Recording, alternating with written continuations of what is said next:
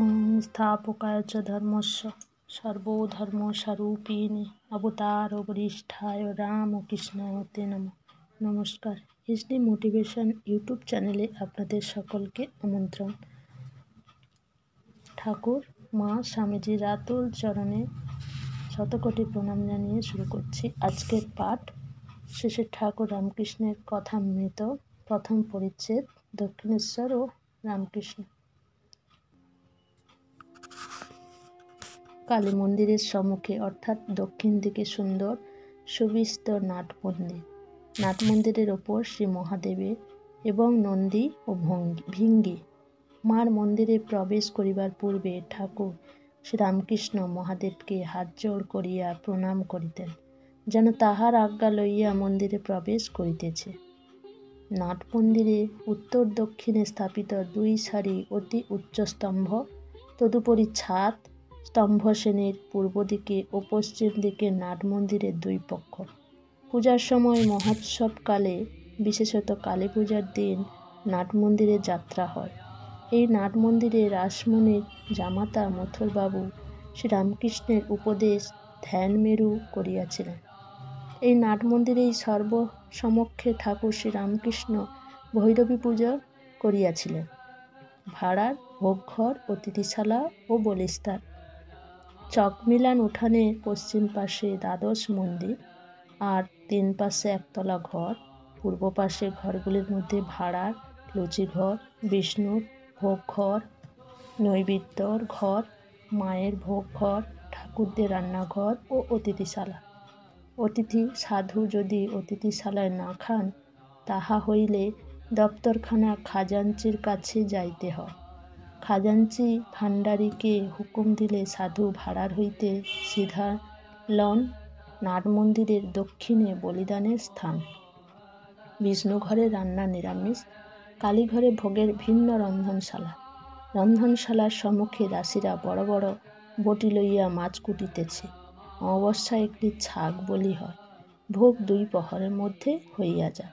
ইতিমধ্যে অতিথিশালায় একখানা শালপাতা লইয়া সারি সারি কাঙাল, বৈষ্ণব, সাধু, অতিথি বসিয়া পড়ে। ব্রাহ্মণদের প্রকৃত স্থান করিয়া দেওয়া হয়। কর্মচারী ব্রাহ্মণদের প্রকৃত আসন হয়। খাজাঞ্চির প্রসাদ তাহার ঘরে পৌঁছাইয়া দেওয়া হয়। যানবাজারের বাবুরা আসিলে কুটিতে থাকেন, সেখানে প্রসাদ পাঠানো হয়। উঠানে দপ্তরখানা। উঠানে দক্ষিণে সারি সারি ঘরগুলিতে দপ্তরখানা ও কর্মচারীদিগের থাকিবার স্থান। এখানে খাজাঞ্চি, মুহুরী সর্বদা থাকেন, আর ভাণ্ডারী, দাসদাসী, পূজারী, রাঁধুনী, ব্রাহ্মণ ঠাকুর ইত্যাদি ও দারোয়ানদের সর্বদা যাতায়াত। কোনো কোনো ঘর চাবি দেওয়া, তন্মধ্যে ঠাকুর বাড়ির আসবার, শতরঞ্জি, শামিয়ানা ইত্যাদি থাকে। এই সারির কয়েকটা ঘর পরমহংসদেবের জন্মোৎসব উপলক্ষে ভাড়ার ঘর করা হইত। তাহার দক্ষিণ দিকের ভূমিতে মহোৎসবে রান্না হইত। উঠানের উত্তরে একতলা ঘরের শ্রেণী, তাহার ঠিক মাঝখানে দেউড়ি, চাঁদনীর ন্যায় সেখানে ও দারোয়ানরা পাহারা দিতেছে। উভয় স্থানে প্রবেশ করিবার পূর্বে বাহিরে জুতা রাখিয়া যাইতে হইবে। ঠাকুর শ্রীরামকৃষ্ণ ঘর। উঠানের ঠিক উত্তর পশ্চিম কোণে অর্থাৎ দ্বাদশ মন্দিরের ঠিক উত্তরে শ্রী শ্রী পরমহংসদেবের ঘর। ঘরের ঠিক পশ্চিম দিকে অর্ধমণ্ডলাকার একটি বারান্দা। সেই বারান্দায় শ্রীরামকৃষ্ণ পশ্চিমাংশ হইয়া গঙ্গা দর্শন করিতেন। এই বারান্দার পরেই পথ। তাহার পশ্চিমে পুষ্পোদ্যান, তৎপরে পোস্তা, তাহার পরেই পূতসলিলা, সর্বতীর্থময় কলকলানিধি গঙ্গা, নহবত, বকুলতলা ও পঞ্চবটী। পরমহংসদেবের ঘরের ঠিক উত্তরে একটি চতুষ্কোণ বারান্দা, তাহার উত্তরে উদ্যানপথ, তাহার উত্তরে আবার পুষ্পোদ্যান, তাহার পরেই নহবতখানা। নহবতের নিচের ঘরে তাহার স্বর্গীয়া পরমাধ্যা বৃদ্ধা মাতা ঠাকুরানী ও পরে শ্রী শ্রী মা থাকিতেন। নহবতের পরেই বকুলতলা ও বকুলতলার ঘাট। এখানে পাড়ার মেয়েরা স্নান করেন। এই ঘাটে পরমহংসদেবের বৃদ্ধা মাতা ঠাকুরানী গঙ্গালাভ হয় 1877 খ্রিস্টাব্দে। বকুলতলা আরও কিছু উত্তরে পঞ্চবটী। এই পঞ্চবটীর পাদমূলে বসিয়া পরমহংসদেব অনেক সাধনা করিয়াছিলেন, আর ইদানিং ভক্ত সঙ্গে এখানে সর্বদা পদাচারণ করিতেন। গভীর রাত্রে সেখানে কখনো কখনো উঠিয়া যাইতেন। পঞ্চবটীর বৃক্ষগুলি বট, অশ্বত্থ, নিম্ন, আমলকি ও বিল্ব ঠাকুর নিজের তত্ত্বাবধানে রোপণ করিয়াছিলেন। সে বৃন্দাবন হইতে ফিরিয়া আসিয়া এখানে রজ ছড়াইয়া দিয়াছিলেন। এই পঞ্চবটীর ঠিক পূর্বগায়ে একখানি কুটির নির্মাণ করাইয়া ভগবান শ্রীরামকৃষ্ণ তাহাতে আসিয়া অনেক ঈশ্বর চিন্তা অনেক তপস্যা করিয়াছিলেন। এই কুটির এক্ষণে পাকা হইয়াছে। পঞ্চবটীর মধ্যে সাবেক একটি বটগাছ আছে, তৎসঙ্গে একটি অশ্বত্থ গাছ, দুইটি মিলিয়া যেন একটি হইয়াছে। বৃদ্ধ গাছটি বয়সাধিক্যবশত বহু কোটর বিশিষ্ট ও নানা পক্ষী সমাকুল ও অন্যান্য জীবেরও আবাসস্থান হইয়াছে।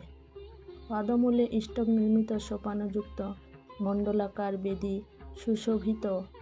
এই বেদীর উত্তর পশ্চিমাংশে উসীন হইয়া ভগবান শ্রীরামকৃষ্ণ অনেক সাধনা করিয়াছিলেন, আর বৎসরের জন্যে যেমন গাভী ব্যাকুল হয় সেরূপ ব্যাকুল হইয়া ভগবানকে কত ডাকিতেন। আর সেই পবিত্র আসানোপরি বটবৃক্ষে শশীবৃক্ষ অশ্বত্থের একটি ডাল ভাঙ্গিয়া পড়িয়া আছে। ডালটি একেবারে ভাঙ্গিয়া যায়নি, মূল তরুর সঙ্গে অর্ধসংলগ্ন হইয়া আছে। বুঝি সে আসনে বসিবার এখনো কোনো মহাপুরুষ জন্মেই নাই। ঝাউতলা, বেলতলা ও কুটির। পঞ্চবটীর আরও উত্তরে খানিকটা গিয়া লোহার তারের রেল আছে, আর সেই রেলের ওপারে ঝাউতলা। সারি সারি 4টি ঝাউ গাছ। ঝাউতলা দিয়া পূর্ব দিকে খানিকটা গিয়া বেলতলা। এখানেও পরমহংসদেব অনেক কঠিন সাধন করিয়াছিলেন। ঝাউতলা ও বেলতলার পরেই উন্নত প্রাচীর, তাহারই উত্তরে গভর্নমেন্টের বারুদ ঘর। উঠানের দেউড়ি হইতে উত্তরমুখে বহির্গত হইয়া দেখা যায় সম্মুখে দ্বিতলে কুটির। ঠাকুরবাড়ির আসিলে রানী রাসমণি, তাহার জামাতা মথুরবাবুর প্রভৃতি এই কুটিতে থাকিতেন। তাহাদের জীবনদশায় পরমহংসদেব এই কুটির বাড়ির নিচে পশ্চিমে ঘরে থাকিতেন। এই ঘর হইতে বকুলতলার ঘাটে যাওয়া যায় ও বেশ গঙ্গাদর্শন হয়। বাসন মাজার ঘাট, গাজীতলা ও 2 ফটক। উঠানের দেউড়ি ও কুটির মধ্যবিত্ত যে পথ, সেই পথ ধরিয়া পূর্ব দিকে যাইতে যাইতে ডান দিকে একটি বাধাঘাট বিশিষ্ট সুন্দর পুষ্করিণী, মা কালীর মন্দিরের ঠিক পূর্ব দিকে।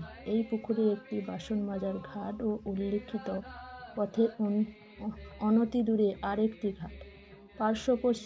পথপার্শ্বস্থিত ওই ঘাটের নিকট একটি গাছ আছে, তাহাকে গাজীতলা বলে। ওই পথ ধরিয়া আর একটু পূর্বমুখে যাইলে আবার একটি দেউড়ি, বাগান হইতে বাহিরে আসিবার সদর ফটক। এই ফটক দিয়া আলমবাজার বা কলিকাতার লোক যাতায়াত করেন। দক্ষিণেশ্বরের লোক খিড়কি ফটক দিয়া আসেন। কলিকাতার লোক প্রায় এই সদর ফটক দিয়া কালীবাড়িতে প্রবেশ করেন। সেখানেও দারোয়ান বসিয়া পাহারা দিতেছে।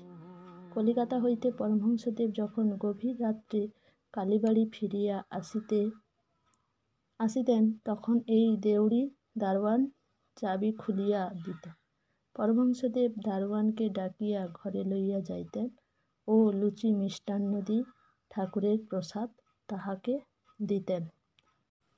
আজকের পাঠ এই পর্যন্ত।